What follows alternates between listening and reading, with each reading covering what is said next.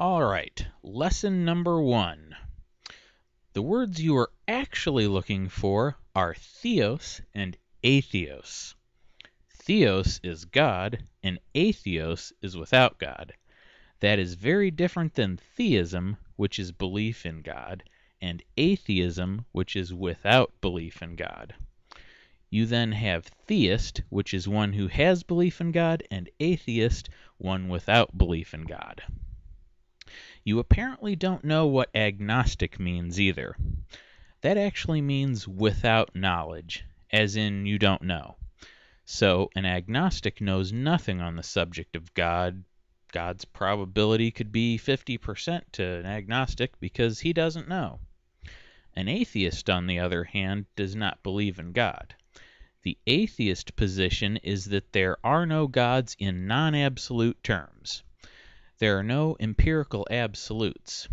That's the way it is for anything that anyone does not believe in. You tend to use what is called a straw man argument. That is where you redefine someone else's position to something it is not, and then attack that thing that you just made up. Let me give you an example. Suppose I were to say the Christian religion is ridiculous because you all believe in baptism where you are anointed with semen, like massive amounts of it, like a whole crowd of guys just covering you like in a bukkake movie, to the point where you look like you just fell in one of the vats in a glue factory. You see, that's obviously not true. That would be a straw man argument. Or how about this?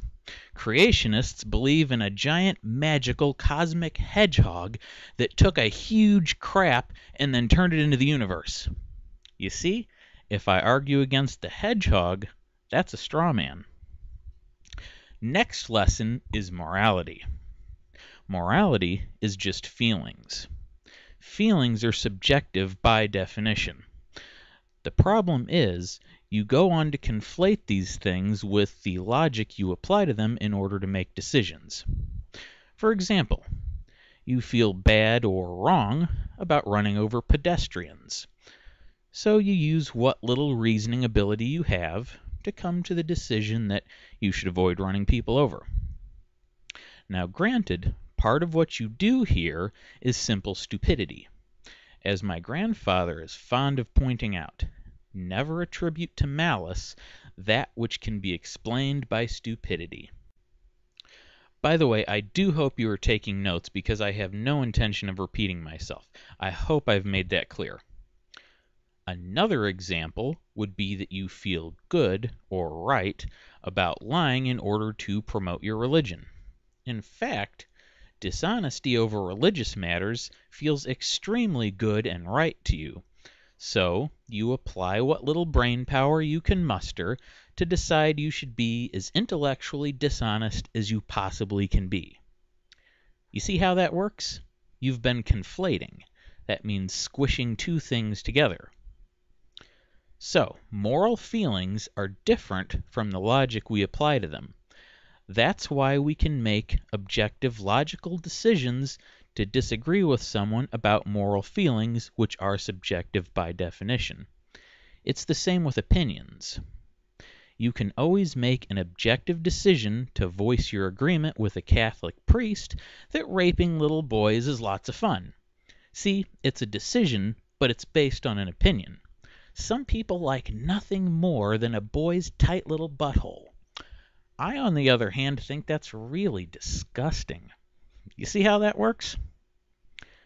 Now, I know for the simple-minded, it really seems like we have objective morals, because most people agree on certain basic values. Well, that is because we are all from the same species. We have the instinctual social behaviors that originally allowed us to live as a group. That comes from evolution, which is something you don't believe in because you are willfully out of touch with reality. There's this thing called denial. That is where you ignore countless fossils showing speciation and the even better cellular evidence. This is so you can continue to believe in a fairy tale from the late Bronze Age. The final lesson is about cognitive dissonance. That is a psychological condition that really explains what your problem is. You see, you cannot face the fact that your entire life has been based on a lie, that you have spent many, many years worshiping and having a relationship with an imaginary friend. You know, that inability to accept the fact that everything you think is true and hold dear is actually 100% pure, unadulterated bullshit. Your entire world has no basis in reality, so you block it out and cling to fantasy. You just can't face the fact that your life is completely meaningless.